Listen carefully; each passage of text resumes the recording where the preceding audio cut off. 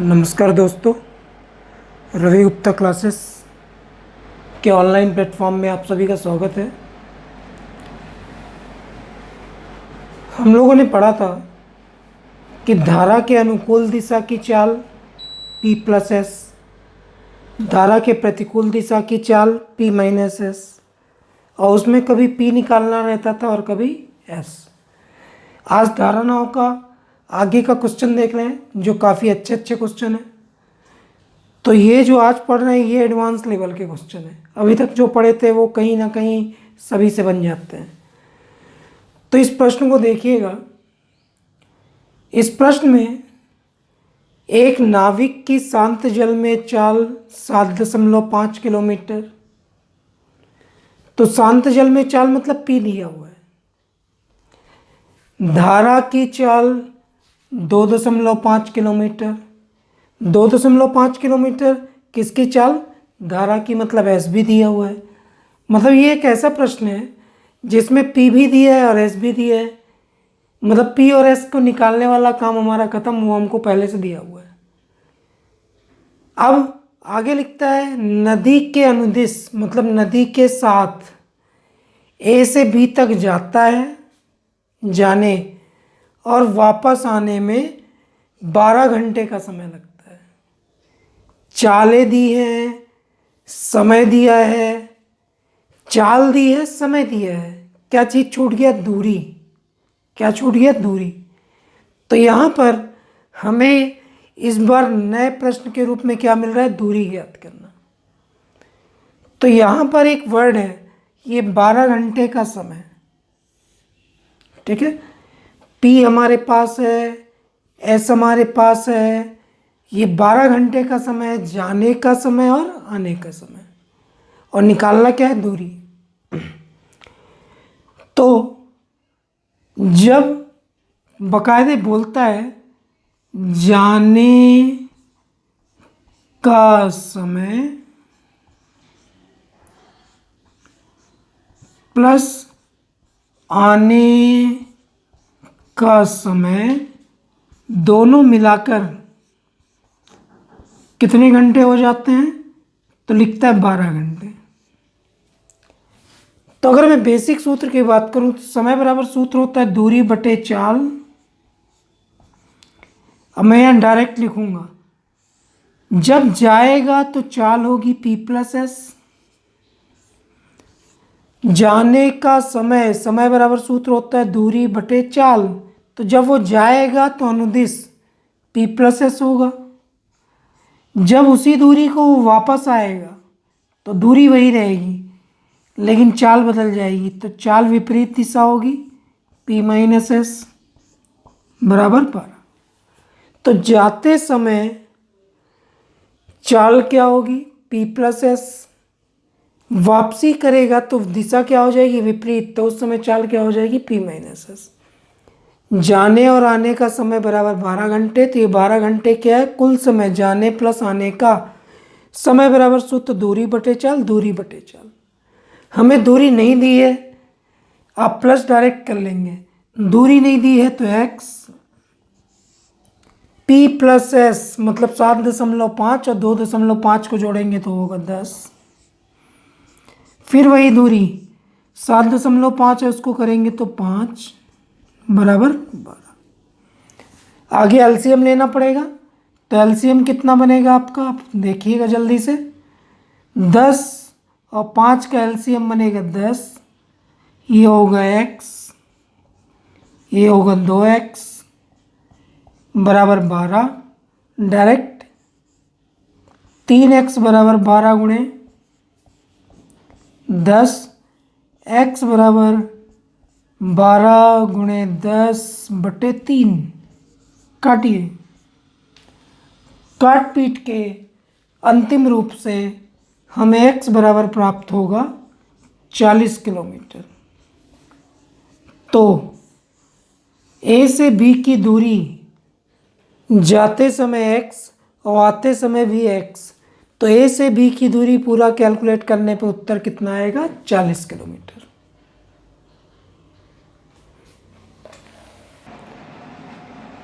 जल्दी से अगला प्रश्न देखते हैं। एक नाविक की शांत जल में चाल 6 किलोमीटर प्रति घंटे, धारा की चाल 2 किलोमीटर प्रति घंटे, मतलब पी भी दिया है और एस भी दिया है। नदी के अनुदिश ए से बी तक जाने और जाकर वापस आने में 4 घंटे 30 मिनट का समय लगता है। 4 घंटे 30 मिनट किसका किसका समय, जाने और आने का? तो मैं डायरेक्ट लिखता हूँ, दिया है जाने का समय प्लस आने का समय बराबर 4 घंटे 30 मिनट। तो मिनट को कन्वर्ट कर लेंगे। समय बराबर मैंने बताया था सूत्र होता है दूरी बटे चाल, तो ये बनेगा दूरी और चाल जाते समय अनुकूल, तो P प्लस एस। फिर उसी दूरी के लिए जब वो फिर जाएगा तो दूरी बराबर P माइनस एस, और कैलकुलेट करने पे उत्तर आना चाहिए, ये कटा तो 4 सही 1/2। चलिए मान रखते हैं जल्दी से। दूरी नहीं मालूम तो x, p बराबर 6 और s बराबर 2, तो p प्लस एस मतलब 6 प्लस 2 मतलब 8, p मतलब 6, s मतलब 2, तो 6 और 2 8। माना दूरी x, p माइनस एस मतलब 6 माइनस 2 बराबर 4, और इसको अंतिम रूप से कैलकुलेट करेंगे तो 9/2। आगे हल करते हैं जल्दी से। यहाँ पे हल किया हमने तो एलसीएम हुआ उसका 8, एलसीएम 8 का किए तो 1x, 4 का करेंगे 2 से 2 बार जाएगा तो 2x बराबर 9/2। और एक स्टेप कर लेते हैं 3x/8 बराबर 9/2। आगे सीधे x बराबर मैं लिख देता हूँ, तो x बराबर 9/2 गुणे 8/3, काटे 3 से 3 कटा, ये हुआ 3, ये हुआ 4, x बराबर प्राप्त हुआ 12। तो ये 12 क्या हुआ, किलोमीटर। तो x मतलब क्या, दूरी। तो दूरी a से b की कितनी हुई, तो उत्तर होगा 12 किलोमीटर। अगला प्रश्न काफ़ी अच्छा है। एक नदी की धारा का वेग 1 किलोमीटर प्रति घंटे है, मतलब आपको क्या दिया हुआ है, s। एक मोटर बोट धारा के विपरीत 35 किलोमीटर जाकर प्रारंभिक बिंदु पर वापस आने में 12 घंटे का समय लेती है।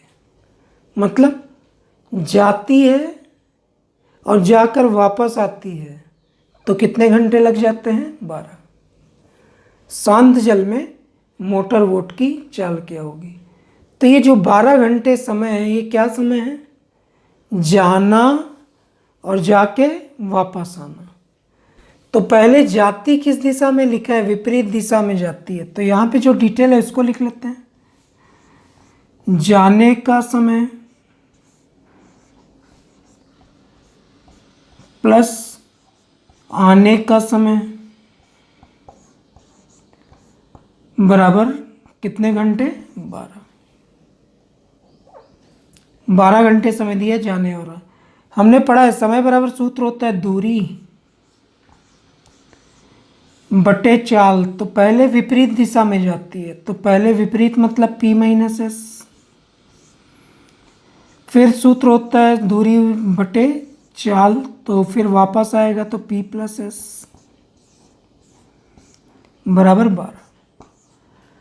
यहाँ पे p माइनस एस पहले क्यों रखे, धारा के विपरीत 35 किलोमीटर जाता है, तो पहले विपरीत जाता है इसलिए पहले विपरीत चाल रख दिए। फिर वापसी में आएगा तो फिर उल्टा होगा, तो विपरीत का उल्टा होगा अनुदिश या अनुकूल। तो पहले उसने विपरीत बोला इसलिए हमने पहले पी माइनस एस रख दिया और कुछ भी नहीं है। अब थोड़ी देर के लिए दूरी दी हुई है कितने किलोमीटर, तो उत्तर है 35 किलोमीटर। पी का मान नहीं दिया तो माना है एक्स, और एस का मान कितना है, एस मतलब 1 किलोमीटर प्रति घंटे। फिर आगे लिखता है 35 किलोमीटर दूरी, फिर पी प्लस एस मतलब एक्स प्लस 1 बराबर 12। जितने अच्छे स्टूडेंट हैं वो जानते हैं कि अगर मैं इसे सॉल्व करूंगा तो वर्ग समीकरण बनेगा। क्या बनेगा, वर्ग समीकरण। तो जब भी वर्ग समीकरण आता है तो बेसिक में मैंने समझाया कि इस तरह का अगर कोई भी प्रश्न वर्ग समीकरण का टकराए तो उस प्रश्न को हमेशा ऑप्शन से हल करते हैं। किससे हल करते हैं, ऑप्शन। तो यहाँ पे आपके सामने ऑप्शन लिख दे रहा हूँ। पहला ऑप्शन था 5 किलोमीटर पर आवर, दूसरा ऑप्शन था 7 किलोमीटर पर आवर, तीसरा ऑप्शन था 6 किलोमीटर पर आवर, और चौथा ऑप्शन था 8 किलोमीटर पर आवर।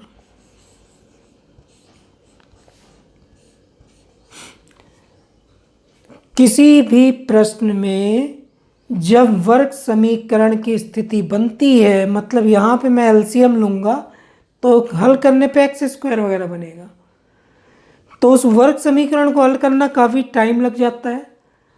तो इस तरह एक गणित में कभी भी वर्ग समीकरण आएगा तो ऑप्शन हल करिए। ऑप्शन मतलब यहाँ से कोई ऑप्शन उठाइए और यहाँ रखिए, इसमें यहाँ पर ऑप्शन उठाइए और यहाँ पर रखिए जहाँ जहाँ पर एक्स है, तो उसके एक हिस्से को हल करने पे उत्तर 12 आना चाहिए।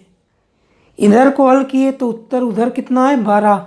तो यहाँ पर आप किसी भी ऑप्शन को रखिए और हल करने पे उत्तर कितना आना चाहिए, 12।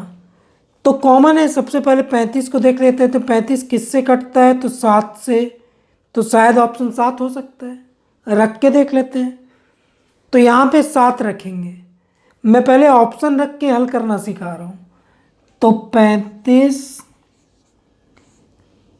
7 में से 1 माइनस होगा तो 6। अगर मैं ऑप्शन 7 ले रहा हूँ, अगर मैं ऑप्शन 7 लेता हूँ तो 7 में से 1 माइनस करूँगा तो कितना होगा, 6।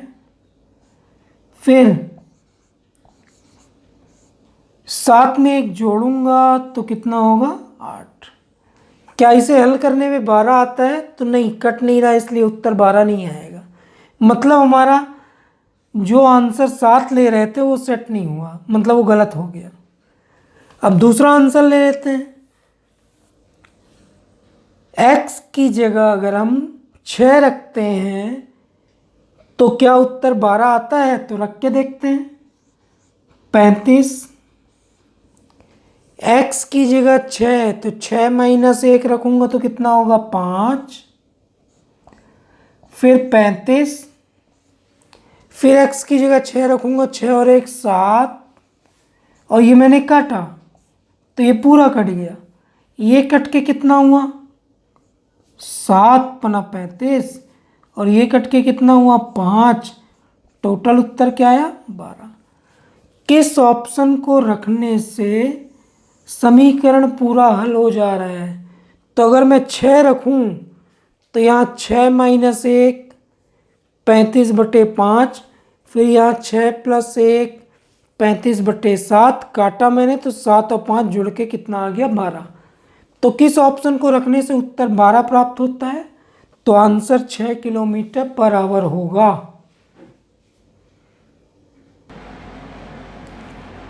जल्दी से ये अगला प्रश्न, ये आमीन के में पूछा हुआ क्वेश्चन है, व्यापम का पेपर हुआ था। आज जो हम लोग जो कुछ भी पढ़ रहे हैं धारणाओं का, ये बहुत ही ज़्यादा इम्पोर्टेंट है। यहाँ से क्वेश्चन बहुत आते हैं, इसलिए विशेष ध्यान रखिएगा। एक नाव की शांत जल में चाल 15 किलोमीटर प्रति घंटे है। यह नाव 30 किलोमीटर नदी के धारा के विरुद्ध और धारा के अंतर्गत गति करते हुए पुनः पूर्व स्थान पर 4 घंटे 30 मिनट में वापस आती है तो धारा की गति क्या होगी। तो यहाँ प्रश्न बोल रहा है पूर्व स्थान पर पुनः आने, मतलब जाती है और आती है, लेकिन उसने पहले जाते समय बोला है धारा के विरुद्ध, 30 किलोमीटर धारा के विरुद्ध।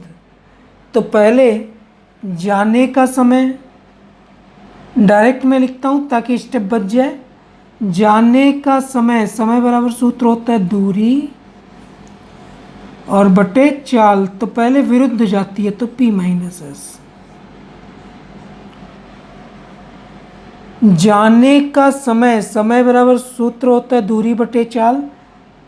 फिर आने का समय, आने का समय मतलब फिर समय बराबर दूरी बटे चाल, तो P प्लस एस। जाते समय विरुद्ध था इसलिए, और 4 घंटे 30 मिनट, तो 4 घंटे और 30 मिनट को 30/60 किए, वैल्यू रखते हैं। दूरी दी हुई है 30, P का मान दिया हुआ है 15 और S का मान नहीं दिया है तो X। धारा की गति S नहीं दी है इसलिए X मान लिए। फिर आगे फिर से दूरी वापसी करेगी तो 30, चाल है 15 और धारा की चाल नहीं दी तो X। इसको काटे तो यह आया 4 सही 1/2। अब आराम से नीचे हमारा 15 माइनस एक्स और 15 प्लस एक्स आया। जब इसे हल करेंगे तो ये कहीं ना कहीं वर्ग समीकरण बनेगा और x into x x square हो जाएगा, काफ़ी लंबा सलूशन बन जाएगा। तो इस जब भी गणित में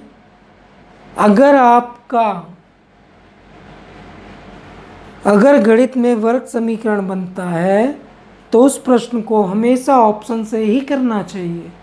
तो यहाँ पर अगर मैं ऑप्शन दूँ तो ये दिया हुआ है ऑप्शन 5, 10, 7 और 9। पहला ऑप्शन दिया है 5। अगर मैं यहाँ पे 5 का मान रखूँ, क्या हल करने पे 4.5 घंटे आते हैं? तो चेक करते हैं। 30, 15, अगर मैं उत्तर 5 ले रहा हूँ तो 15 माइनस 5 तो कितना हुआ 10। फिर आगे 30, फिर 15 प्लस 5 कितना हुआ, जोड़ के 20। हल किए, इसको काटे तो 10 में गया 3, इसको काटे 3/2, 3/2 मिश्र भिन्न में समझाने के लिए कितना होता है, तो एक स्टेप और करिए। ये हुआ 3 और 3/2 मतलब होता है 1.5 घंटे। 3/2 मतलब 1 सही 1/2, तो 3 और ये 3/2 हो गया 1.5। दोनों को जोड़ दूँ तो कितने घंटे हो जाते हैं? 4.5। तो किसमें 4.5 घंटे होते हैं? अगर मैं ऑप्शन 5 रखूं तो 15 में से 5 माइनस किया तो ये हुआ 30/10। 15 में 5 जोड़ा तो 30/20। इस इक्वेशन को अगर हल करें ऑप्शन रखने पर तो इतना उत्तर आना चाहिए। तो यहाँ पे इसको मैंने किया तो यह 30 का किया तो 3, इसका किया 3/2। 3/2 का मतलब होता है कितना? 1.5 घंटे। तो 3 घंटे 1.5 घंटे मिलके 4.5। तो किस ऑप्शन को रखने से उत्तर आ जाता है? तो आंसर 5। तो उत्तर हुआ 5 किलोमीटर प्रति घंटे। ये अगला प्रश्न काफ़ी अच्छा है, पूछने लायक प्रश्न है। एक नदी का प्रवाह 2 किलोमीटर प्रति घंटे। एक व्यक्ति को नदी के प्रवाह के विरुद्ध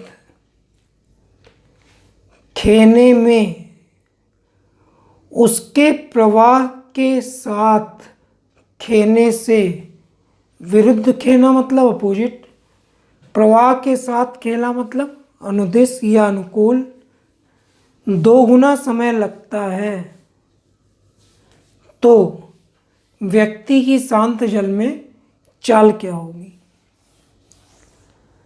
ध्यान से देखिए, इस पूरे प्रश्न में एक केवल शर्त है कि नदी के विरुद्ध लगने वाला समय नदी के साथ लगने वाले समय से दुगना है। तो जब कभी इस तरह की कोई शर्त वाला कोई प्रश्न आता है कि 2 गुना लगता है, 3 गुना लगता है, तो उसके बीच में एक लॉजिक होता है, उसको आपको सोचना पड़ेगा। ना तो यहाँ दूरी दी है, क्या दूरी दी है? नहीं। चेक करिए, कहीं समय का टाइम भी नहीं दिया, इतने घंटे या इतना, केवल एक शर्त दिया है। तो जब किसी प्रश्न में ना तो दूरी है, ना तो समय का कोई टाइम दिया है, तो ना दूरी है ना समय है, तो चाल कहाँ से निकलेगी? तो दूरी और समय ही नहीं है तो चाल ही नहीं निकल सकती। तो वहाँ पर फिर एक लॉजिक होता है, केयर करेंगे ध्यान से कि वो आपको सोचने की वो लॉजिक क्या हो सकता है। तो इस पूरे प्रश्न में एक खास बात यह है कि व्यक्ति द्वारा नदी में तय की गई दूरी समान है। मतलब जितना वो नदी के विरुद्ध जाता है, जितनी दूरी तय करता है, उतनी ही दूरी वो वापसी में भी तय करता है, लेकिन उसमें समय कितना लग जाता है? 2 गुना। तो बस यही हमारा उत्तर था। अगर हम ध्यान से देखें तो प्रश्न में दोनों के लिए, दोनों दिशाओं के लिए कॉमन चीज़ क्या है? तो विपरीत दिशा में भी उतनी ही दूरी तय करता है। तो मैं समझाने के लिए लिख रहा हूं, विरुद्ध की दूरी और फिर वही दूरी वो प्रवाह में तय करता है। तो प्रवाह की दूरी जितना जाता है उतना ही क्या होता है? आता है। तो दोनों की दूरियां समान है। दूरी बराबर एक सूत्र होता है, अगर आप सोचें ध्यान से, तो दूरी बराबर सूत्र होता है चाल और गुणे समय। चाल और गुणे समय। मैंने आपको चाल बताई है, धारा के विरुद्ध पहले जाता है तो P माइनस S होता है, और यहां पर P प्लस S होता है। ठीक है, यहाँ P माइनस S और यहाँ P प्लस S। अब थोड़ा ध्यान से पढ़िए क्या बोलता है। धारा के विरुद्ध खेने में धारा के प्रवाह के साथ खेने से दुगना समय लगता है। तो किसमें दुगना समय लगता है? किसमें? विरुद्ध में। तो माना इसका समय अगर 1 घंटे था तो इसको लगने वाला समय कितना होगा? 2 गुना, मतलब 2 घंटे। तो धारा के प्रवाह मतलब जब तेज चलेगा तो उसको कम समय लगता है, और जब विरुद्ध आता है तो लिखा हुआ है कितना समय लगता है? 2 गुना। आगे इसको हल करते हैं जल्दी से। P का मान नहीं दिया तो मान लिया x, S का मान दिया है 2 गुणे 2, और यहां भी P का मान नहीं दिया, S का मान दिया है। फिर से एक बार रिपीट करता हूं, धारा के विरुद्ध खेने में धारा के प्रवाह में खेने से दुगना समय लगता है। तो धारा के प्रवाह में खेने में अगर 1 घंटे लगते हैं तो धारा के विरुद्ध खेने में दुगना मतलब 2 घंटा लगेगा। दोनों द्वारा चली गई दूरी समान है, तो चाल गुणे समय, चाल गुणे समय।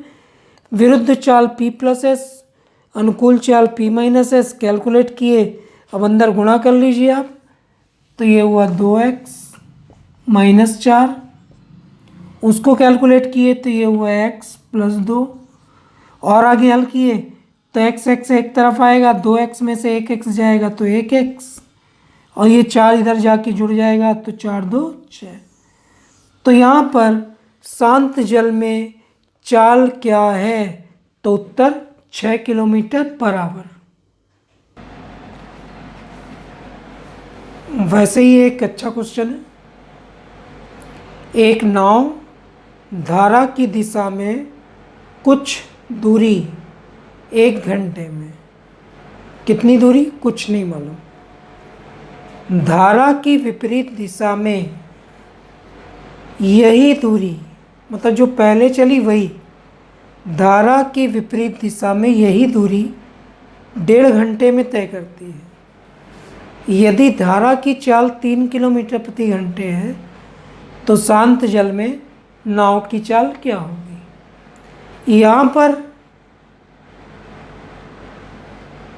मैंने भी समझाया था कि एक लॉजिक है कि जितनी दूरी धारा की दिशा में तय की जाती है उतनी ही दूरी धारा की विपरीत दिशा में तय की जाती है। तो उसमें सेट करते हैं हम धारा की दिशा में, मतलब समझाने के लिए अनुकूल दिशा की दूरी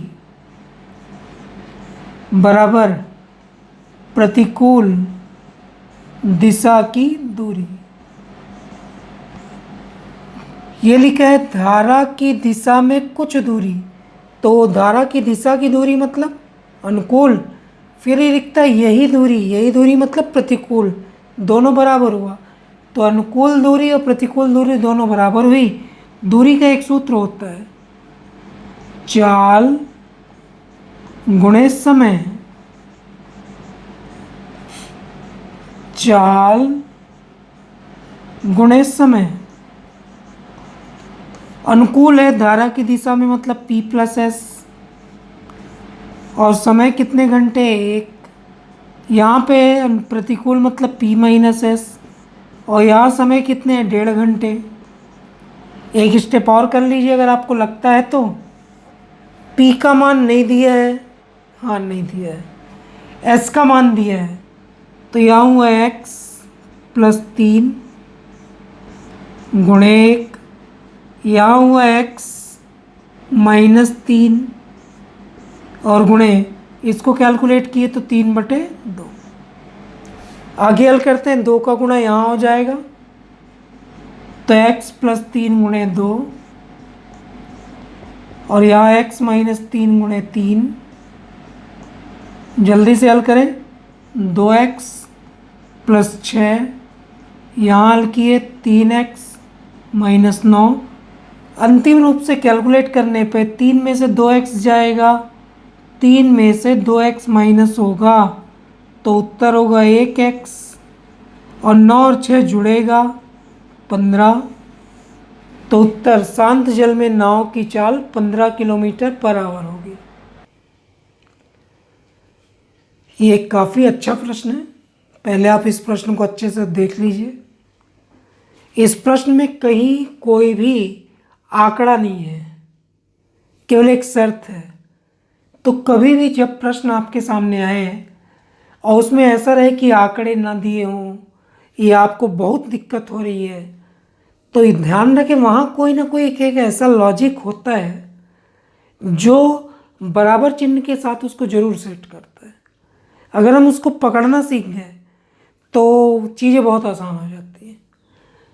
एक निश्चित दूरी तय करने में एक नाव धारा के अनुकूल जाने में, पहले क्या दिया? धारा के अनुकूल जाने में। फिर लिखता है धारा के प्रतिकूल जाने में लिए समय से आधा समय लेती है। मतलब जितना समय जाने में लगता है और प्रतिकूल जितना समय लगता है, तो जाहिर सी बात है जब आदमी प्रतिकूल जाता है तो ज़्यादा समय लगता है, और क्योंकि उसकी स्पीड कम होती है, और जब आदमी अनुकूल जाता है तो स्पीड ज़्यादा होती है। तो प्रतिकूल समय में जितना टाइम लगता है, मान लो वहाँ पे 40 मिनट लगता है, तो अनुकूल में उसका क्या लगता है? आधा, 20 मिनट, ऐसा समझ लीजिए। बाकी कोई आंकड़ा आपके पास नहीं है, सीधे प्रश्न ने बोल दिया शांत जल में नाव की चाल और धारा की चाल क्या होगी। तो अगर मैं बोलूं तो इसके बीच एक लॉजिक है कि क्या दोनों कंडीशन में दूरी क्या है, एक निश्चित दूरी मतलब बराबर, दोनों कंडीशन में बराबर दूरी।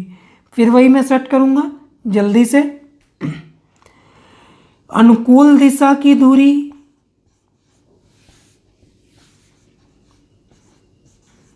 बराबर, क्योंकि दोनों ही स्थितियों में चाहे वो अनुकूल जाए चाहे प्रतिकूल जाए, दोनों एक निश्चित दूरी तय करते हैं।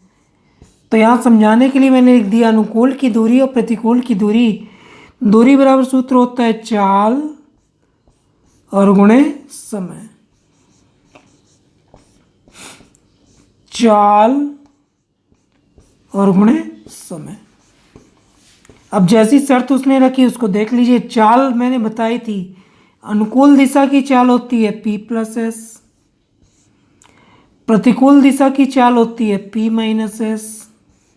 उसने बोला है प्रतिकूल दिशा में जाने में लगा समय, तो अगर प्रतिकूल दिशा में जाने में लगा समय 1 घंटे है तो इसका आधा लगता है किस दिशा में, अनुकूल। जाहिर सी बात है जब स्पीड कम होती है जो ज़्यादा टाइम लगता है तो इसका ज़्यादा समय माना 1 घंटे, तो उसको आधा समय लगेगा मतलब 1/2 घंटे। कैलकुलेट कर लेते हैं जल्दी से।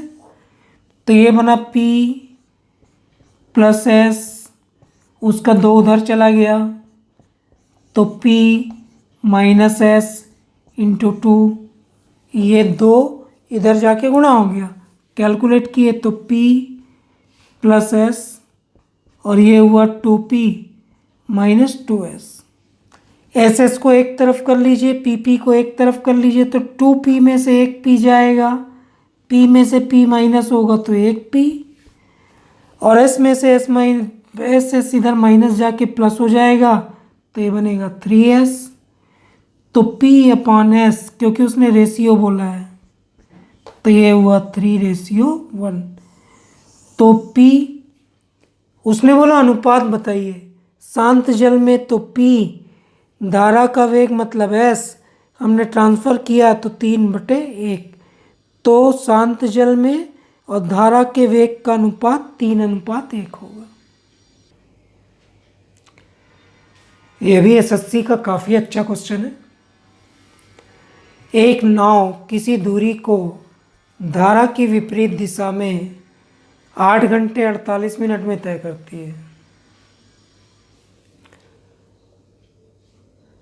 तथा धारा की दिशा में इसी दूरी को, मतलब जो उसने पिछली 4 घंटे में तय करती है, तो शांत जल में धारा का वेग और नाव की चाल और धारा के वेग का अनुपात क्या होगा।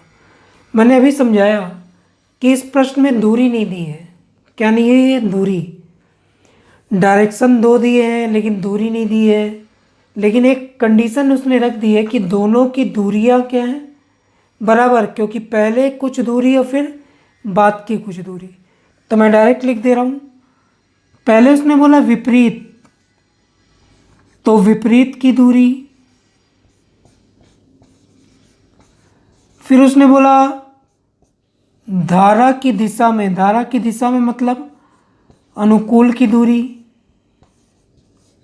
अब मैं बार बार ना लिख के जल्दी से मान रखता हूँ क्योंकि 2-3 क्वेश्चन हो चुके हैं। दूरी बराबर सूत्र होता है चाल गुणे समय, तो विपरीत दिशा की चाल होती है P माइनस एस, चाल P माइनस एस और गुणे समय विपरीत दूरी, दूरी का सूत्र होता है चाल गुणे समय, तो विपरीत की चाल P माइनस एस और समय है 8 घंटे 48 मिनट। तो 8 घंटे 48 मिनट को आप कन्वर्ट करेंगे तो 48 मिनट को डिवाइड बाई 60 कर लीजिएगा। अनुकूल दिशा तो P प्लस एस और उसका सीधा सीधे दिया है दूरी, दूरी बराबर होता है चाल गुणे समय, समय कितने घंटे दिए हैं 4। इसको काट लीजिए, काटेंगे तो ये बनेगा 4, ये बनेगा 5। एक स्टेप और यहीं पे कर लीजिए।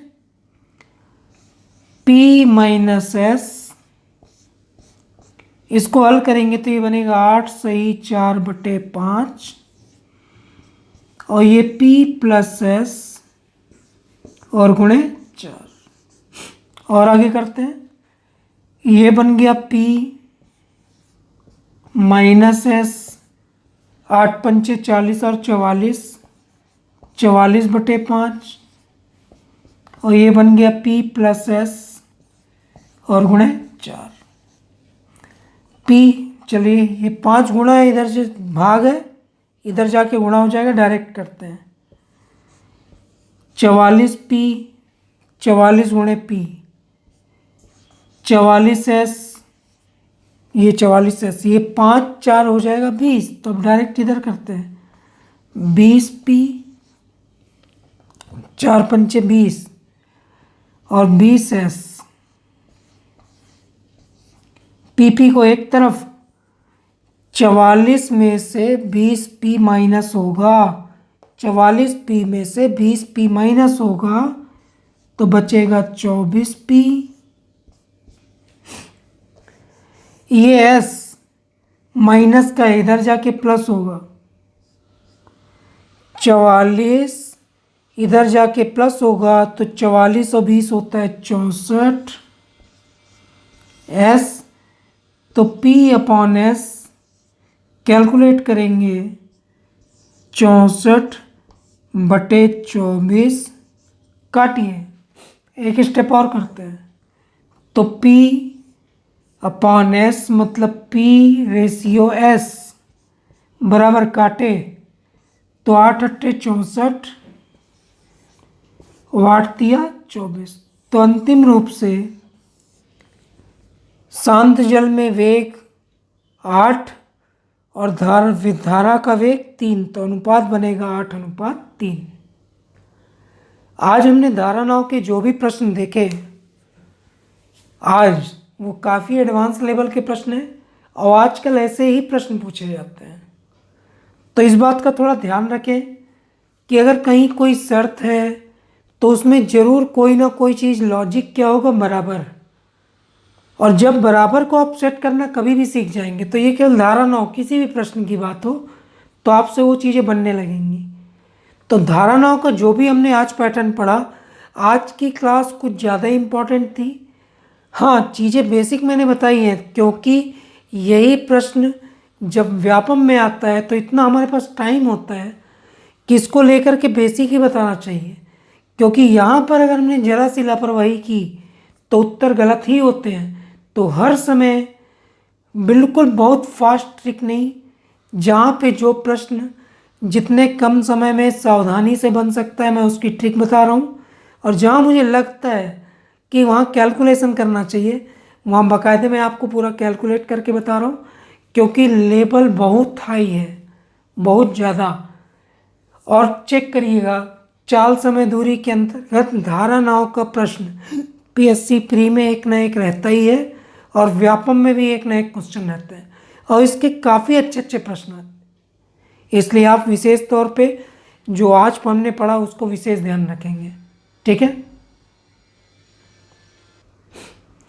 आज के समय में कोचिंगों में बहुत आसान आसान प्रश्न कराए जाते हैं, लगता है कि कोचिंग में सब बन रहा है, लेकिन इस तरह के स्टैंडर्ड के क्वेश्चनों को कॉपी में कोचिंग वाले नहीं हल कराते हैं।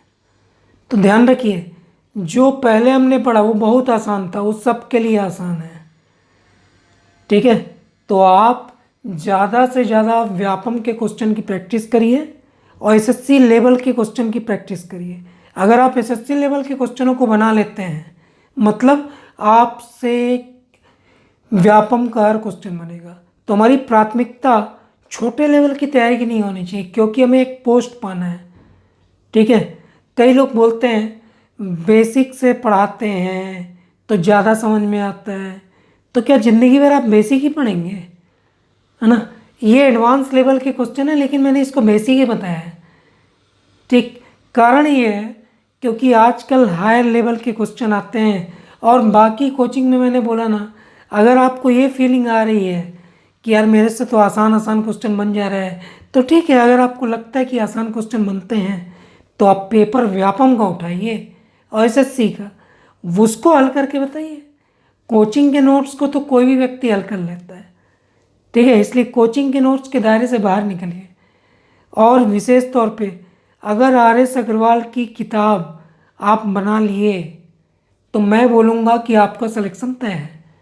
तो इसलिए हमारा मेन टारगेट होना चाहिए कि किसी भी हाल में आर एस अग्रवाल के लेवल को टच करना है। कोचिंग क्लास, बार बार रिपीट कर रहा हूँ, कोचिंग क्लास के किसी भी स्तर पे मत जाइए। हाँ, पढ़िए और पढ़ने के बाद आर एस अग्रवाल बनाइए। और आर एस अग्रवाल अगर आपसे बनती है, अगर उसके 80 से 90% क्वेश्चन बन जाते हैं, केवल 2-3 क्वेश्चन छूटते हैं, तब आपका लेवल अच्छा है, तब लेवल आपका माना जाएगा कि तैयारी के लायक। और जो लोग आज भी बाकी कोचिंगों में आसान आसान प्रश्न कर रहे हैं, feel good feel good feel good महसूस करते हैं, ऐसी जगह पढ़ने का कोई मतलब नहीं है, इसीलिए आप आज तक एग्ज़ाम क्रैक नहीं कर पा रहे, ठीक है। तो विशेष तौर पे अगर व्यापम टारगेट है तो आर एस अग्रवाल के हाई लेवल क्वेश्चन को आप बनाइए।